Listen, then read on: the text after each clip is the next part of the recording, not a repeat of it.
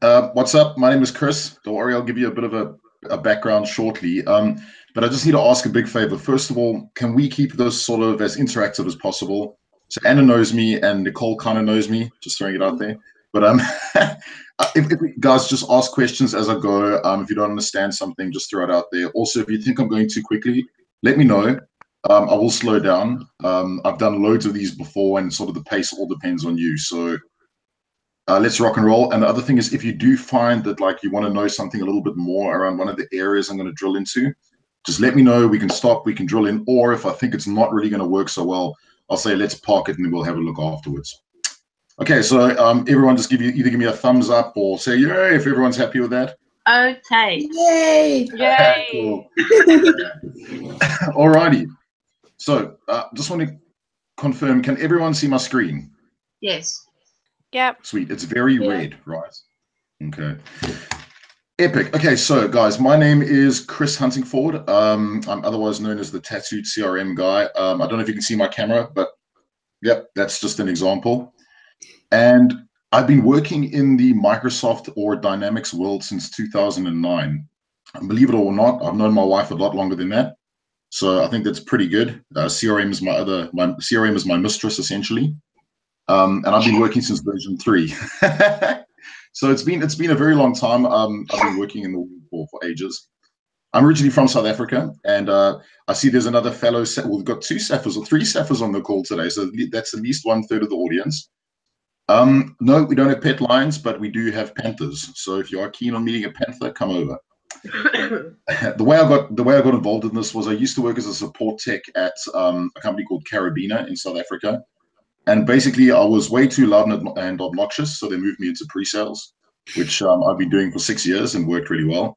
I'm married to Nicole, or Nix, as her code name goes. She's the one with the raspberry on the screen. And I've got 3 crazy children, which Nicole currently has 1 of. So if it gets out of hand and loud and interrupted, I apologize. And some random little fact, I have a tattoo of a T-Rex on roller skates breathing fire with a chainsaw wearing a hoodie tattooed on my leg. So that's the real example of one of my tattoos, and that's how I got the name. But anyway, today we're going to be talking about a couple of things, and one of them is that CRM is cool. Okay, now I know that Anna has taken you through loads of stuff, and I respect Anna as a professional. She knows her business. She's really great at this. Hopefully, I'll meet up to her expectations. She's a tough act to follow, but there's a couple of things I want to just talk to you about real quick, and I often think that like it's always good to start off a presentation or a discussion with something like this.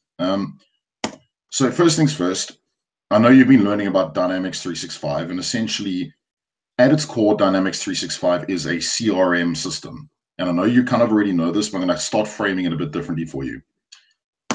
So what's a CRM system, right? I know everyone asks that question. At Microsoft, they like to throw around acronyms all over the place. I mean, there's ERP, there's PTS, there's CHRIS, there's loads. But the whole idea is that, you know, a CRM could just be another acronym. So first of all, let's chat about something. At the moment, all of you encounter CRM systems every day. Okay, they're all around you. They're like ninjas, you know, basically invisible, but you are encountering them every day. Now, it is something that is hard to believe, but believe it or not, sometimes when you get along on your mobile phones, when you're dropping your kids off at school, when you're phoning to do your shopping, often you're encountering CRM systems, believe it or not. So CRM essentially stands for customer relationship management. So when I started doing this, it was all around, you know, making the customer the center. And what a CRM system does, like Microsoft Dynamics 365, what that does is it connects businesses to their customers. And I will give you some real world examples. Today, my theme is talking to around where CRM works in the real world and where you could potentially encounter it. And again, guaranteed you're encountering these things more than you think. Now, I don't want you to freak out too much about the acronym, but CRM systems like Microsoft Dynamics 365 help businesses look after their customers more effectively. So just stop and think about that for a moment, right? How many of you have had a bad experience, you know, with somebody supplying you a service, like a retailer or, you know, somebody on a call center? I'm pretty sure all of you have. I can't see the video screen, but somebody shout yes if you have had a terrible experience with somebody supplying you a service. Yeah. Okay, Cool. So I don't feel so bad, right? Now, what a CRM system does is that typically helps the businesses dealing with you connect you in a better manner and make those interactions more meaningful. And I am going to go through an actual example of why and where a CRM would work really well. Okay, so let's think about this real quick. The flavor of CRM we're talking about is Microsoft Dynamics. There are loads of others. Dynamics is the best and the greatest and my favorite, and I'm pretty sure it's Anna's favorite and the most effective. So we're going to be focusing on that one. The best, yeah. Yeah, absolutely. So I've got a couple of questions for all of you. Have any of you ever bought or rented a house? I'm pretty sure, or hoping all of you have at least at some point. Otherwise, you'd be sitting in the bush with a laptop, right? I'm pretty certain some of you have registered at a school or university, okay? So I'm pretty certain all of you have opened a bank account at some point or shopped online. I am a classic example of a male that is incredibly great at shopping online. I don't know if you guys have ever drunk Amazon shopped before, but it's a fantastic idea. It's like a surprise the next morning. You get a delivery and you're like, what? That's amazing. This is an example of a drunk Amazon shop, right? That over there. Have you ever applied for insurance? So you have a vehicle or a house, you phone up you go on the web, you go through the whole process of getting a quote, you sign up for insurance, and then you're all sorted and covered for the rest of your lives, and hopefully nothing bad will ever happen. Have you ever logged into your local council's website to log a complaint? And have you ever ordered food online? So all of these types of questions are the things that you should be thinking about, right? All of these types of questions relate somehow to a CRM system, okay? So can I get everyone just to say yes or no? Have any of you ever experienced at least one of these? Yeah. Yeah. Sweet. Yeah. So I'm not alone. I'm living the dream, right? That's cool. Okay. You're surrounded by a bunch of women. Be careful. I'm terrified. So the one thing that's important about all of these things that I've just mentioned here is the fact that a customer at some point is at the center of this, right? A bank account, you are the customer. Logging out complaints on your your council website, you are the customer. Shopping online, you are the customer, right? That is honestly the most important thing to remember here, that a CRM system should always center around you. Now, Dynamics 365 is a whole lot more than that, but we're going to talk about the core fundamental idea of managing a customer. Now, there's something that I have to get out of the way, okay? Oh, sorry, yeah, you can read that. That makes sense. I got ahead of myself, just way too excited, all right? Customer first, blah, blah, blah, most important, really, really key here. Right, so now here's the thing. What you've been talking around at the moment is Dynamics 365, which is essentially a software solution, okay? Now, the slide is put here intentionally so that you can understand that the area you're currently dealing with in Dynamics is that little bit there, okay? So it's a big software package. It's like millions of Excel documents on steroids doing really cool stuff together, right? It is really, really strong. It's really powerful. It takes a long time to kind of get into all the core fundamental elements, and I'm not going to go through those. I just wanted to let you know that of what you're doing, CRM is huge. We're focusing on one core area for now, okay? And that's the sales components. And that's the core area I'll be showing you today. So just think that CRM can do loads of awesome stuff, right? We're going to focus on sales. One thing that I do want to say to you is I'm pretty certain at least most of the people on this call did algebra at some point at school, right? And they had a graph that said find X. Now, Microsoft don't call Dynamics 365 CRM any longer. They call it XRM. So it's not just it's not just a customer relationship management solution. It's any type of relationship. We're only dealing with the customer at this point, okay? So that's really core and key to remember. Cool. So, right, I'm going to tell you about a couple of experiences, real world, where CRM takes place. So, Hey, Chris, yeah, go ahead. I was asking, what's an ISV solution? An ISV solution is an independent software vendor solution, and what that does is that complements the Dynamics 365 system. So say, for example, you need extra functionality in some of these areas. What that'll do is that builds onto that functionality. And a really good example is in the marketing piece, where sometimes the marketing functionality isn't strong enough in Dynamics. You can install an ISV solution that'll make it a lot better. Does that make sense? Yes, no? Yep. Thanks.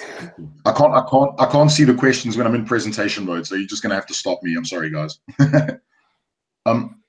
So if we're looking at the sales type of functionality, right? If you think about sales, what does it always center around? And it's 99% of the time a product or a service or some cool stuff, right? Cool stuff being, you know, other fluffy things that whatever somebody may be selling, right? But it's always around a product and a service. Now I'm going to take you around a very, very quick example, okay? What will happen is that you log onto somebody's website. So let's just use potentially Revlon or Amazon or something like that.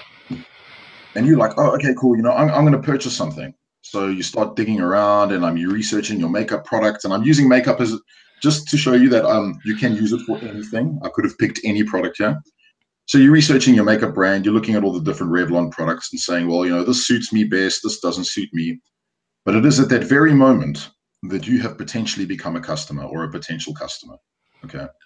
So that means that you may buy something. What then happens is you select your product and you typically add them to the different baskets that are made available. And I'm hoping you guys all identify with this because I do this all the time on Amazon, especially with makeup, right? Then what happens is you say, okay, cool, you've added all your different items. You check out your final price to make sure that that all makes sense to you. So typically when I jump onto a purchasing website, I add loads of different products and then I feel guilty at the end. So I remove some of them and then my wife ends up buying them 2 weeks later. So that's typically how it works in my family, right? So you check out your final price. You check out the actual order itself. So you're saying, yes, I'm going to buy these, and you get really excited and feel great that you bought all these awesome products. And then you have to get invoiced and pay. Okay. Does everyone identify with that type of scenario? Yes. Yeah. Okay, so you'll know exactly. Taking out of the basket and then adding it again.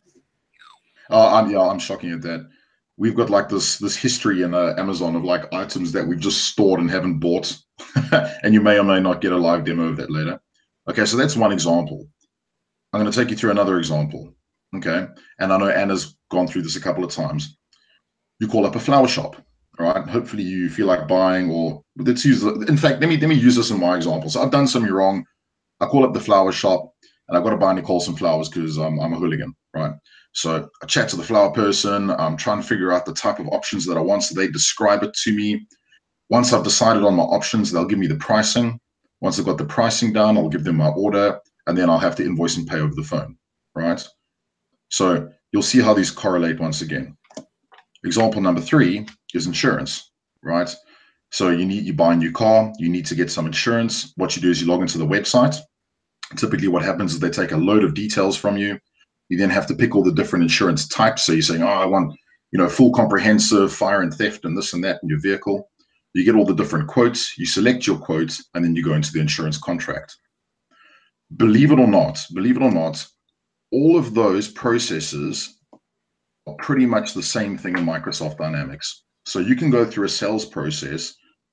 Every single one of those different industries, I explained to you, like retail, cosmetics, I explained to you insurance, and I explained to you retail flower shopping, or I don't know what, botany essentially. But all of those can be correlated against the standard process in Microsoft Dynamics 365. And that is generate a lead, create an interaction, progress them to an opportunity, create a quote, create an order, and create an invoice.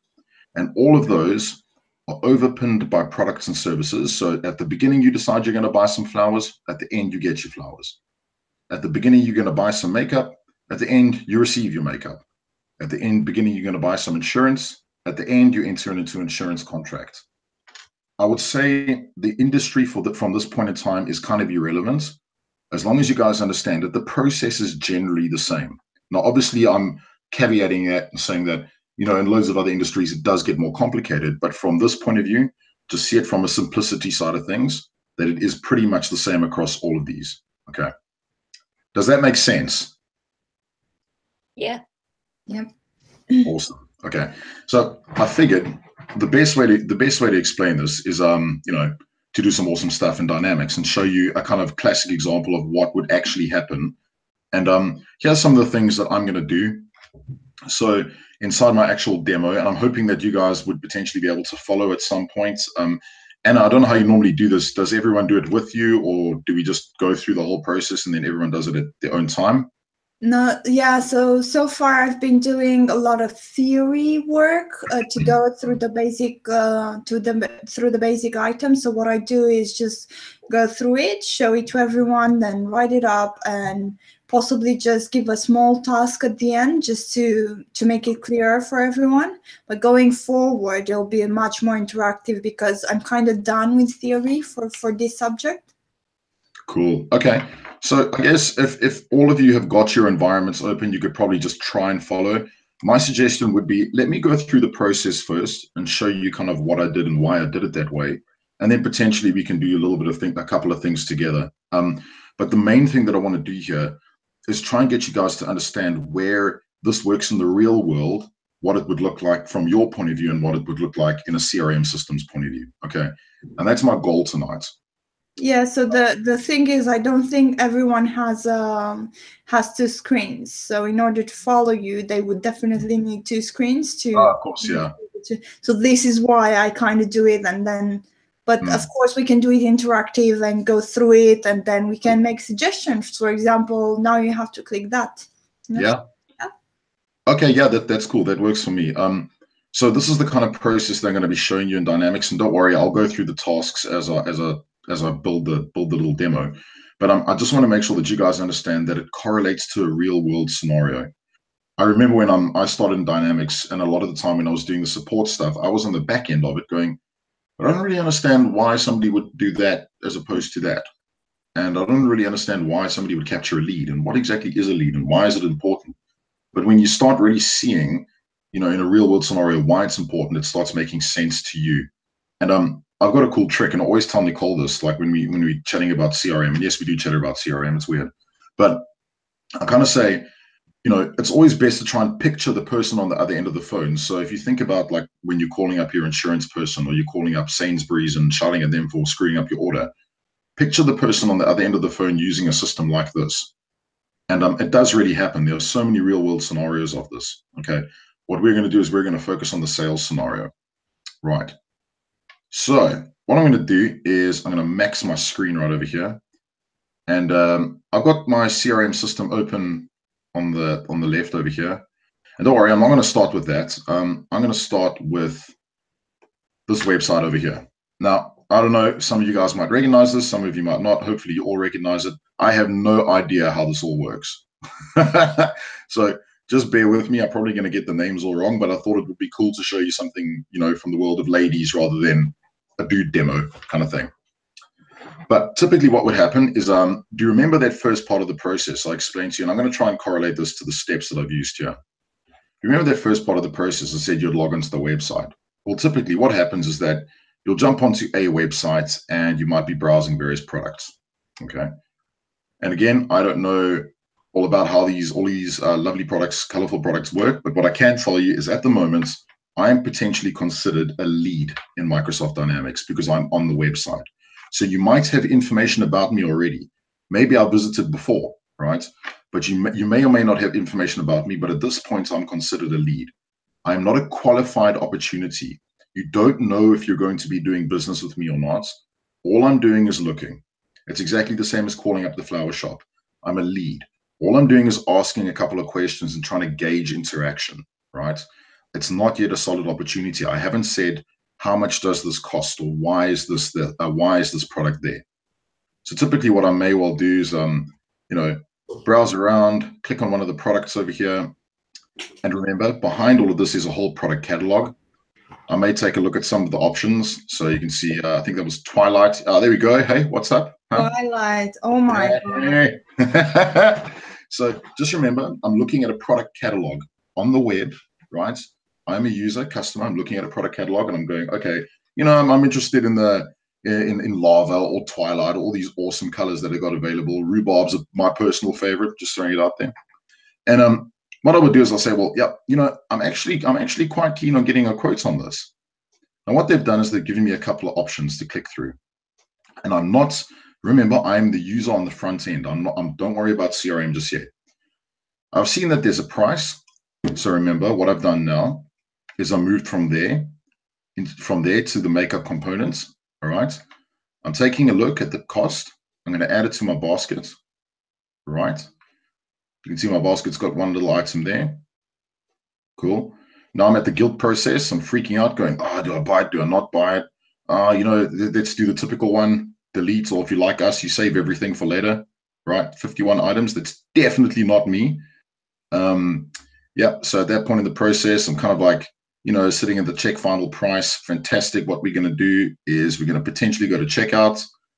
Tote's not going to buy this. Don't think it's my wife's color. But from the final checkout price final, we'll go into the actual order. So that we would say buy now, and then we would end up paying with our credit cards. Okay. I'm almost certain that that is a process you guys have all seen before. Am I right? Okay. So what I'm going to do is that is what you guys see. That is what you all see. I'm going to show you what I would see from a CRM system point of view. Okay. So shall we do it? Yeah. Yeah. Cool. All right. So from a CRM side of things point of view, you've seen that process. Let's look at Microsoft Dynamics. Okay. So what typically happens is that I'm pretty sure Anna's gone through all these different areas with you. We're going to primarily focus our efforts on the sales side of things. I'm going to jump in and I'm going to capture what we call a lead record. Now, remember, we don't know 100% if we're going to be doing business with this person yet or not. It is a interaction, essentially. So, whoops, we'll hit new. And I'm pretty sure you've all captured this before. As Anna has definitely mentioned to you, at the very top, you've got what you call your process flow. Okay, so essentially that could match this. You can configure them, and I know Anna's definitely shown you that, but there's some core things that you have to fill in here in order to kind of process. So what we're going to do is we're going to say,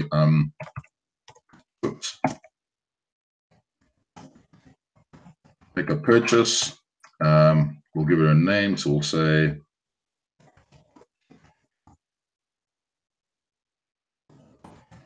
for some reason, everyone on my demo gets called Jones, and I can't tell you why. Now, this is the type of thing she could be filling in on the websites or on the Revlon site. It wouldn't really matter where the information came from, or I could be taking it over the phone. So I may be capturing this detail kind of in this initial piece over here. So remember, we're in the first phase. Okay. So job title, we're going to, it doesn't really matter. Business phone. Whoops. Don't do that. That's never a great idea. I'm just putting in randoms. Let's see. I have learned is to use text data in all parts of the system because it will send out emails. Company. Cool. So I'll fill in some core information, right? Now, this is what we call the core fundamental detail about my lead record. So you don't know everything about me yet, right? But you've got some core details. Essentially, what's happening at the moment is I'm currently on a phone call. So we'll use the flower shop analogy or the makeup shop.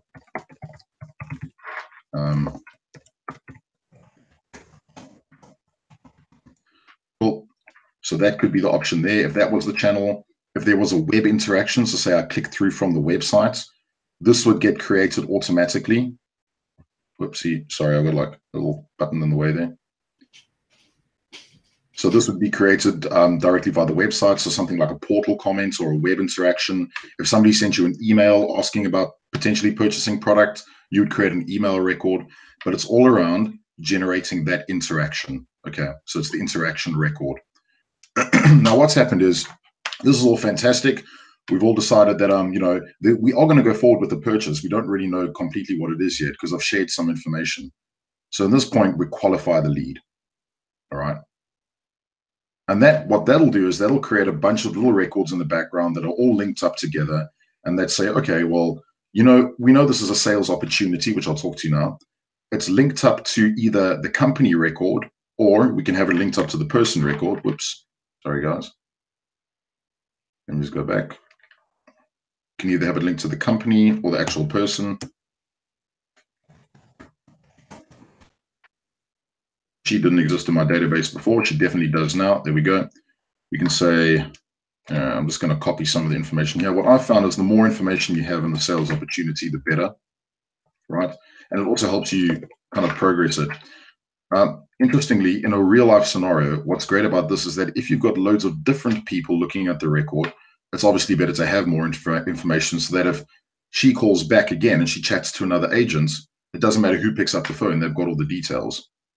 I want to ask you guys a question while I'm capturing this detail real quick is, how many of you have called up your bank? And I actually had this today. I phoned up Barclays from my app, the Barclays app on the mobile device.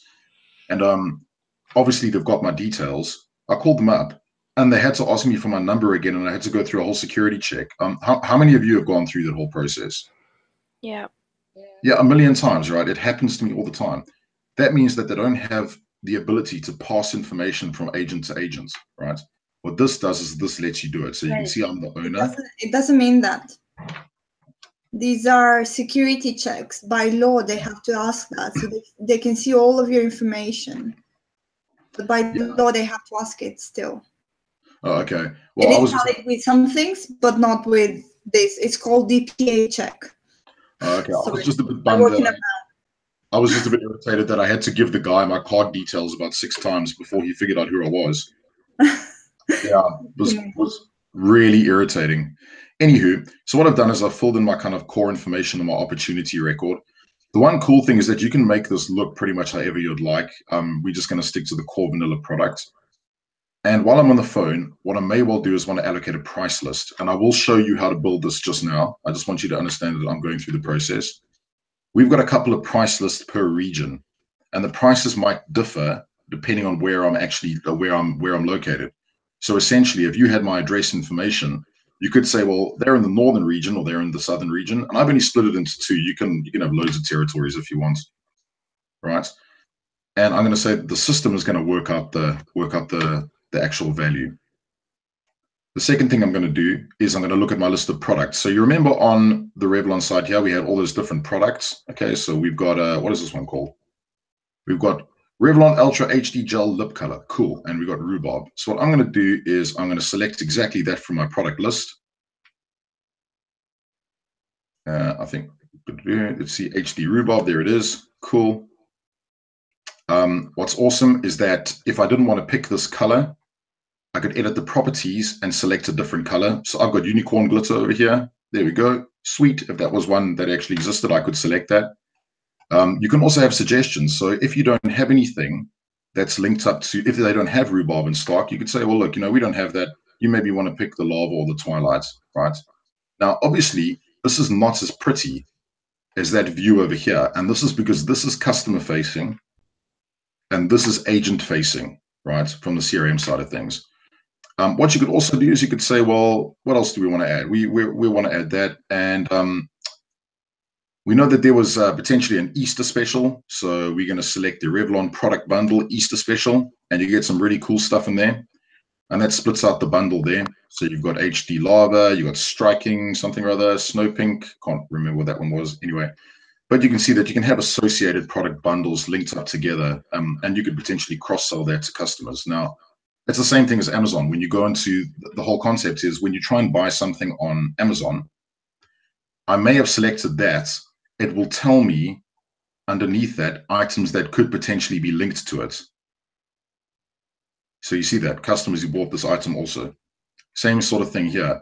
Because I've bought that, it may suggest that I could buy something else, and that's a cross sell. Okay. So essentially that's what the whole background piece looks like.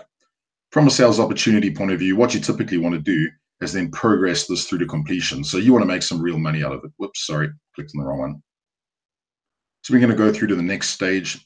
Now, in a real world scenario, what you would do is you would make sure that you check. I just want to emphasize that you guys saw how Chris easily went from the qualify state back to develop and backwards and forwards. And I don't know if you've seen, but the entity changed. So he went from the opportunities to leads. So that feeds back to the business process flows design, as we talked before, that they can easily go from one entity to the other. And this is really powerful because you really know what's important for you at that stage. So yeah, that's very cool. Thanks. Yeah, absolutely. And I found that really useful in a lot of the stuff we've delivered. Anyway, so, and as Anna mentioned, you could put workflow behind this. So you could say to somebody, maybe at this stage of the process, call them up. Now that's more of a corporate side of things. From a retail point of view, what you really want to do is kind of get to this piece here where you're checking out the baskets and you're invoicing them. And essentially that whole piece could be around, I'm just moving off to different stages. They may ask you for a quotation. Now, remember, I'm still in the opportunity here, so I'm still deciding if I want to buy it. I've worked out the price. What they may say to me is, can I please get a quote from you? And, you can just generate the quotation record directly out of CRM. Now, they're two very different things. An opportunity is the propensity or potential to purchase, right? A quote is pretty much, well, here's the price. This is what it's going to cost you. Are you going to buy it? Yes or no? So we could generate the quotes. There's loads of mechanisms to getting the quote to the person. I mean, obviously, I've shown you a website version, but if you were on the phone, you could actually generate a Word document. I'm not a graphic designer. This is not pretty, but you could easily generate the Word documents and email it off to them if you really wanted to. I know the insurers do this automatically. So when you're going through that insurance process I showed you over here, that piece, that get quotes piece, often is sent into your inbox in the form of a PDF document, right? So that's essentially what the quote would do. Once you've decided that that's the right quotation for you, you would activate the quote, generate an order, and mark the opportunity as won, right? And obviously there's payments at the end. So you might, stick in your Barclays card details or whatever card you use and, progress through to completion. But the most important thing here is the fact that this opportunity will be marked as won once you've accepted and won the quote, right? So you can see it says read only. And I'm just going to minimize my screen because I've got a little bar at the bottom. But this is now marked as won. And what happens now is that will go into your basket for delivery to you. Okay, so essentially, all we've done, right, is I showed you on the Revlon/Amazon website. All we did was we created a lead, right? We had a couple of interactions. We created a sales opportunity. We added that effectively to the basket to say, yes, I'm going to potentially purchase it.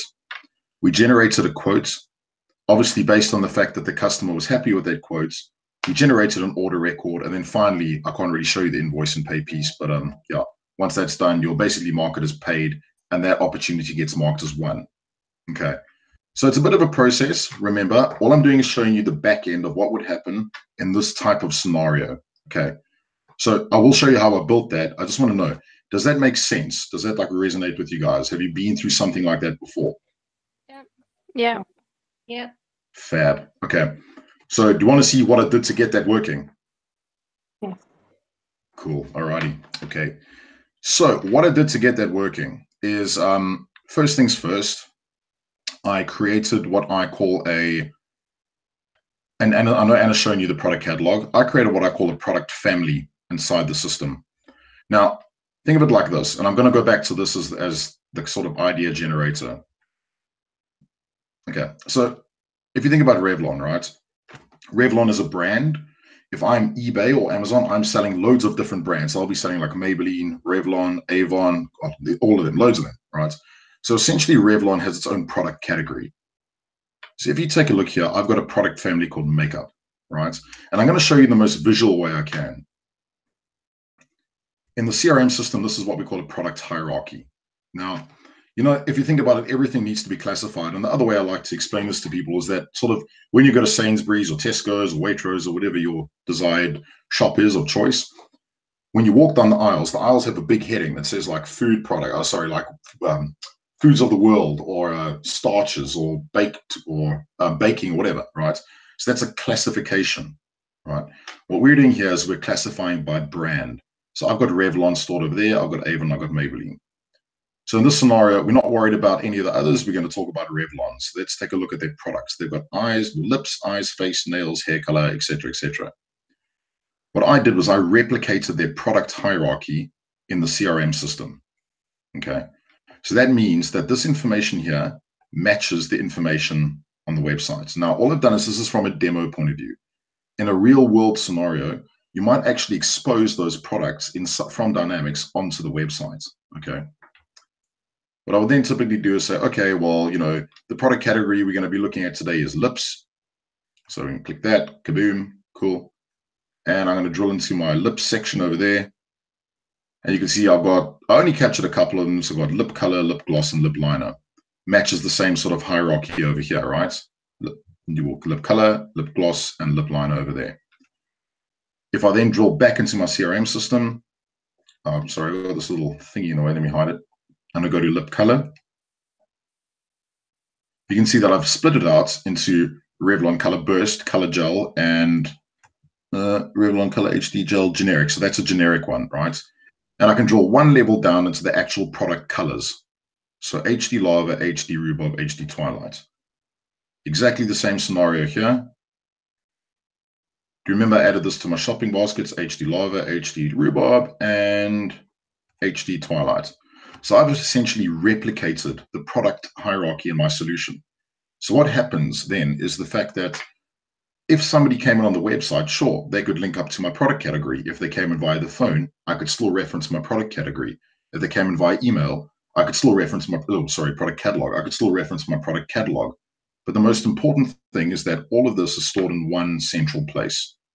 Okay, does that make sense? It's very important that this makes sense before we go any further. Yes, it does. Yeah. Yes. Sweet. Okay, I see you all nodding furiously. Yes. Cool. All right.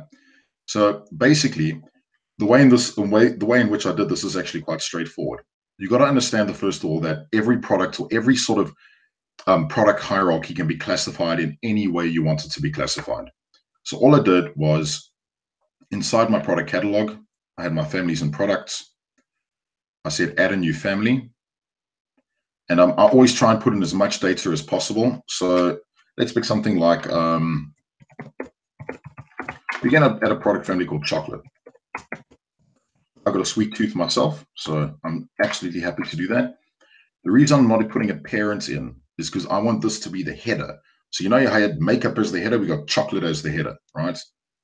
And the start date, I'm just putting in a valid start and end date because products can have an expiry. Hopefully chocolate definitely does have an expiry. That would scare the hell out of me. But not in that sense, just you get what I'm saying.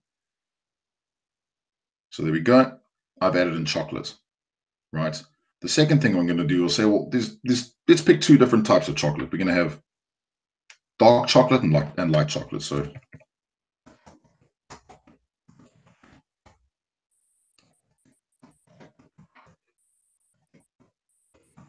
all I've done is I made the parent of this record chocolate, right? And again, I'm putting in the start and end dates of this.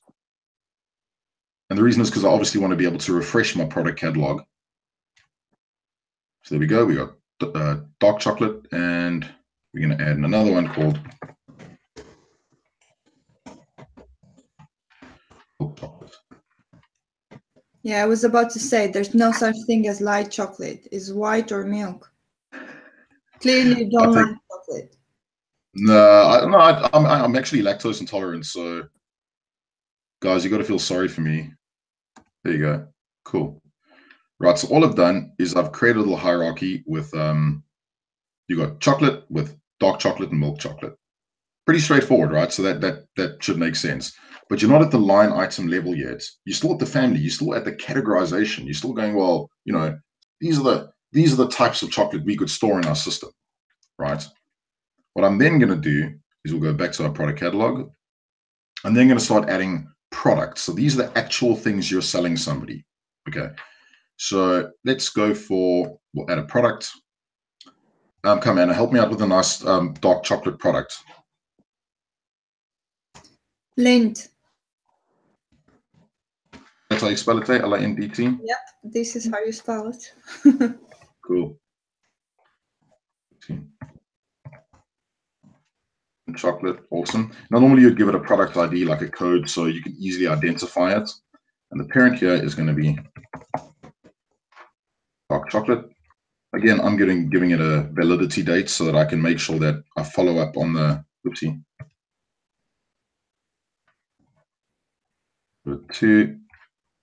Basically, this is like the expiry of the product group. Don't see it as like the actual product expiry date, but that's the time when I'd want to go in and review the product, right? And the unit group. Anna, did you explain about unit groups? I did explain about unit groups.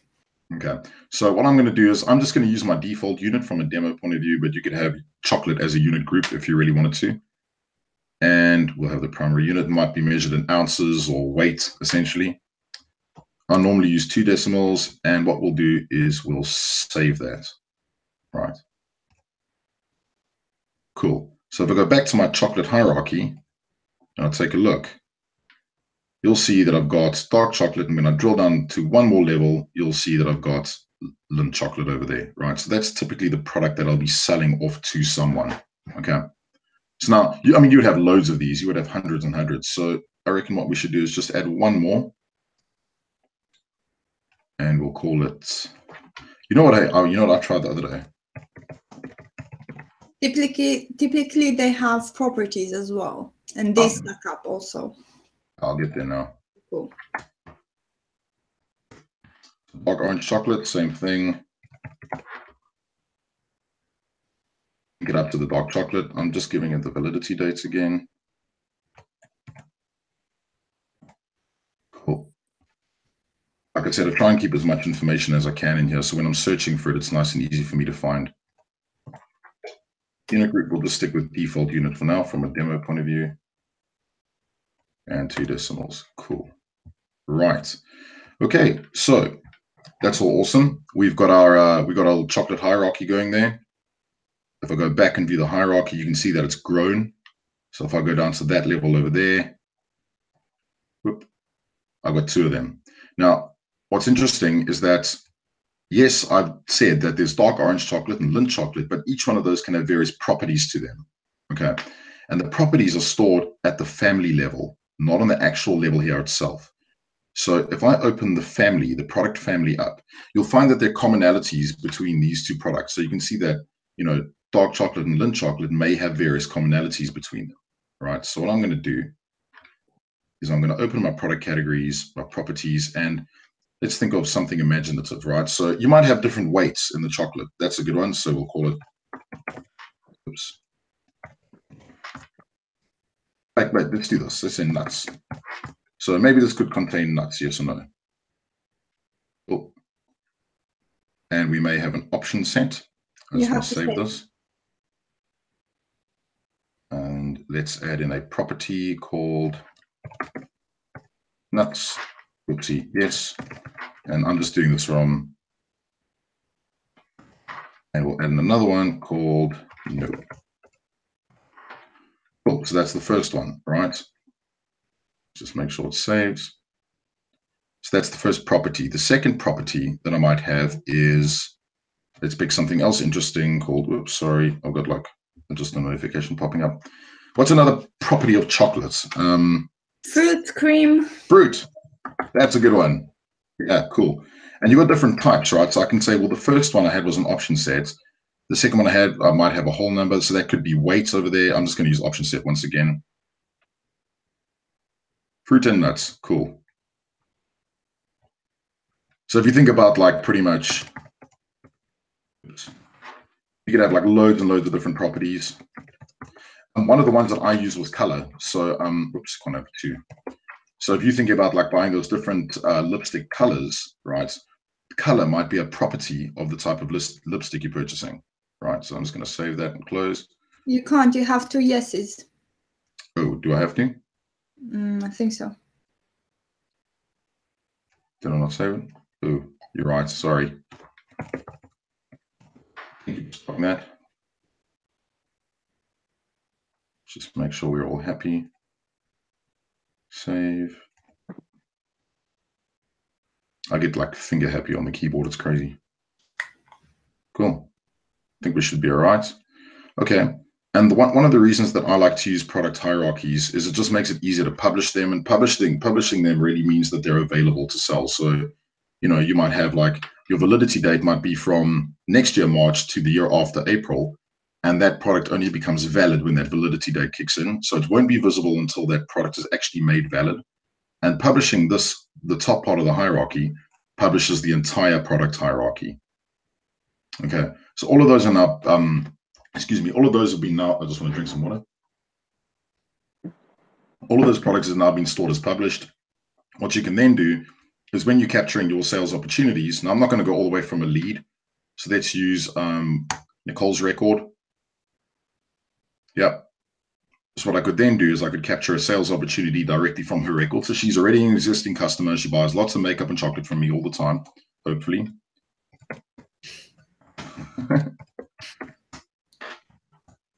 Purchase. Don't worry too much about this. This is just a real quick capture. Budget amount. Nicole, you're going to be spending 20 grand on chocolate. Hopefully it's all your money. Good. Cool. She's going to be buying all of that tomorrow. Right. So from a sales opportunity point of view, I'm just capturing. That's what we call a quick capture. I know Anna's definitely showing you that. Ooh, I don't think I added.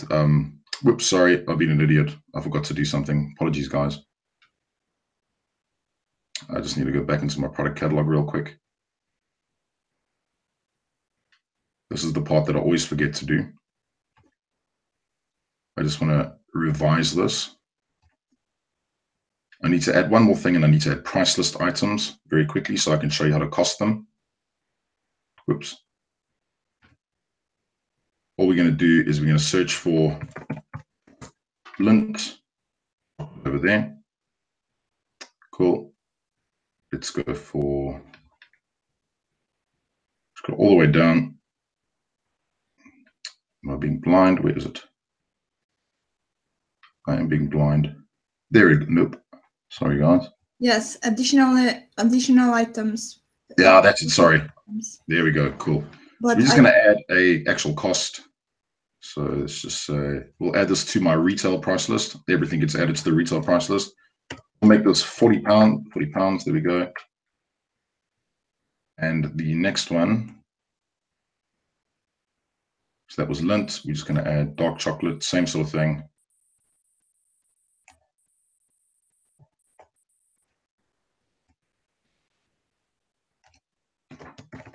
Retail, and that's going to be cheaper than Lindt, £10.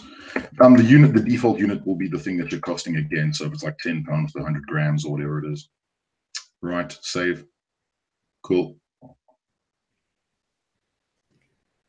So I want to make sure I can publish this again so that we can access it.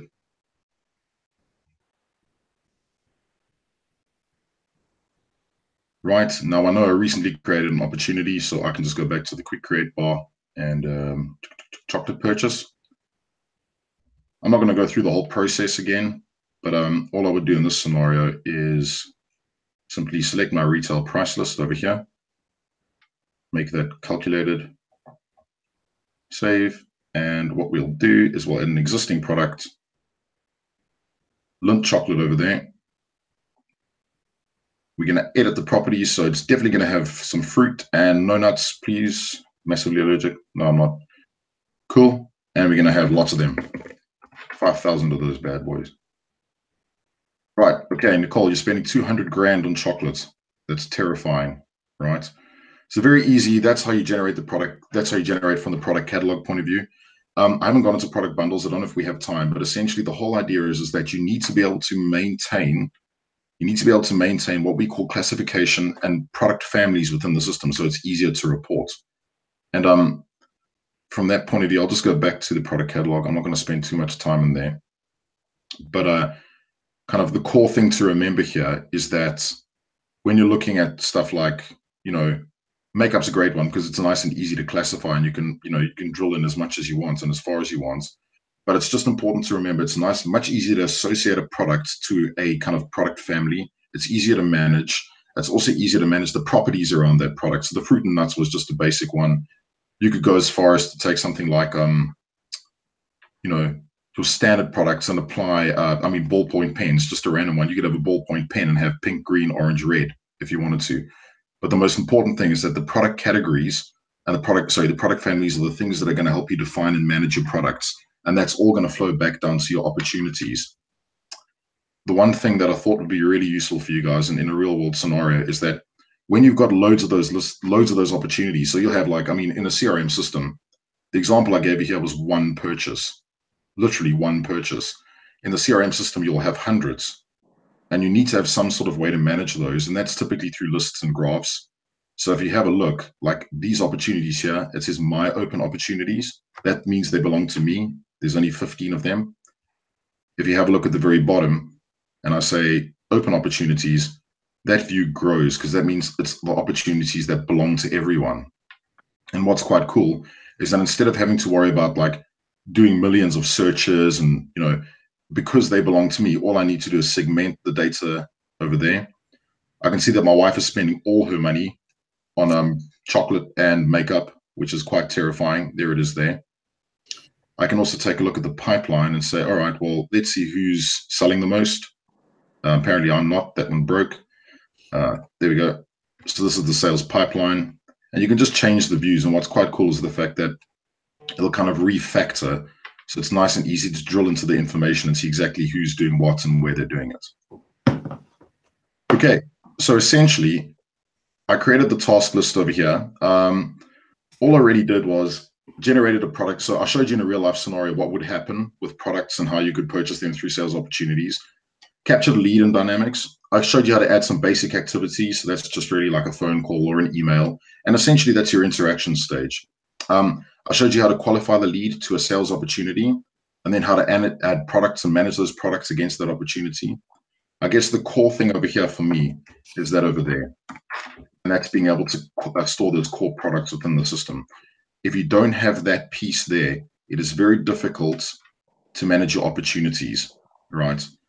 And my theory would be, from a little project point of view, would be to set up your own product catalog, right? And it's going to be tough, but just experiment.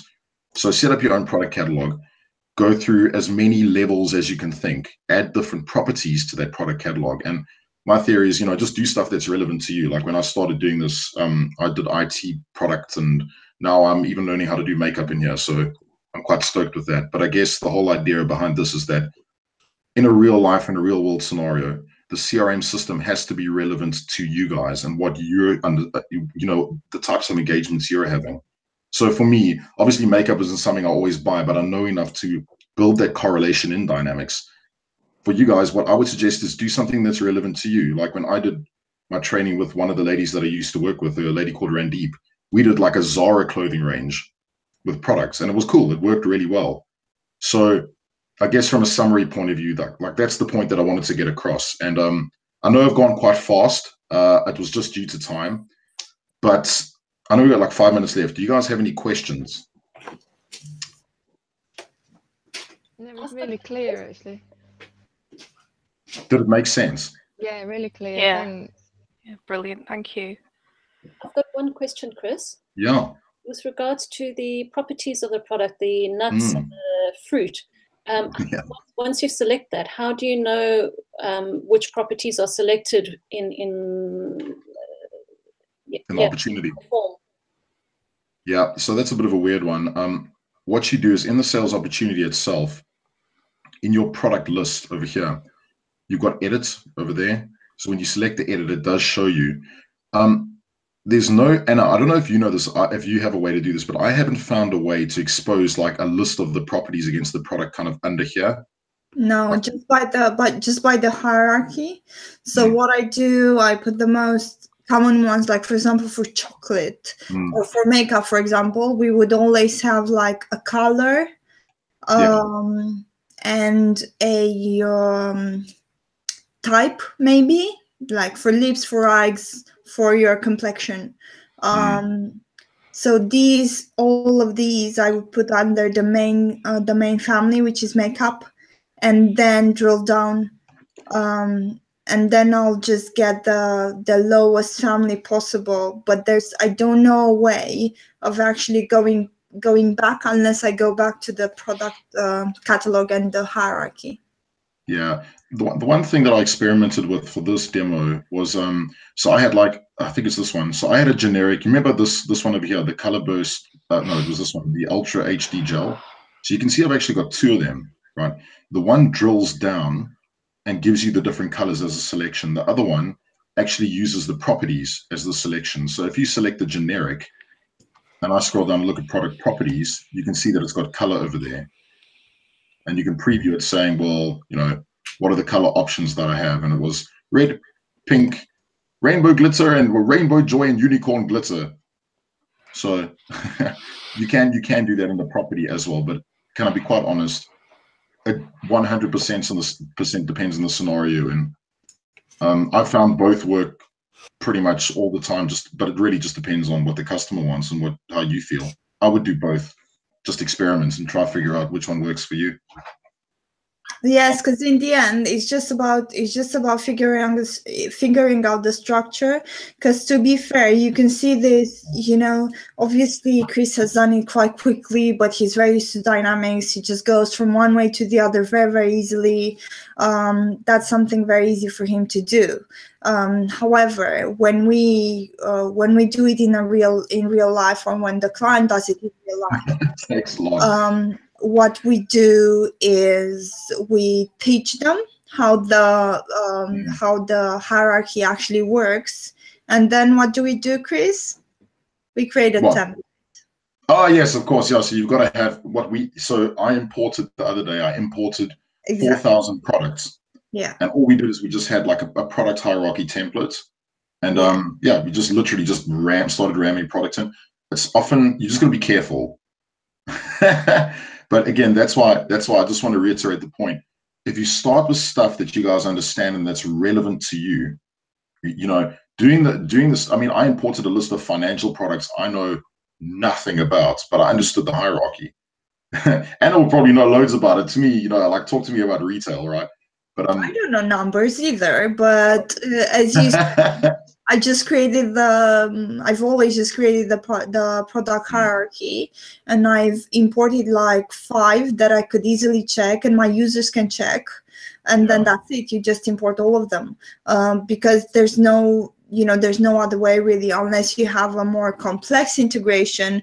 And if you go to, if you speak to any of the integration guys, their first advice in doing integration is don't do it. So then, we end up importing things from Excel anyway. So don't feel scared if you feel like, wow, this guy's just, done 3 types of lipstick and it took us an hour. How would this really work in real life? Yeah. And it does work because you can just import them.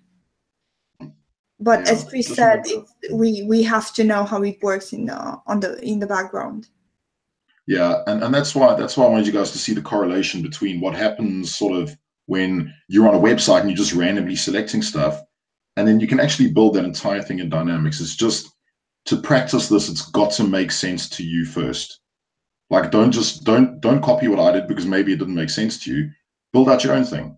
That's my theory. And I don't know if I'm allowed to like say homework or whatever like the whole process is, but the whole idea here is to be able to, the goal here is your mini project is to be able to to be able to take a lead all the way from capturing a lead through to quoting. But the project is not that. The project is building that underlying structure in the product hierarchy. That's the part that's the most important. So yeah, I hope that's made sense. Well, I think it was brilliant. Thank you. You're biased though, so.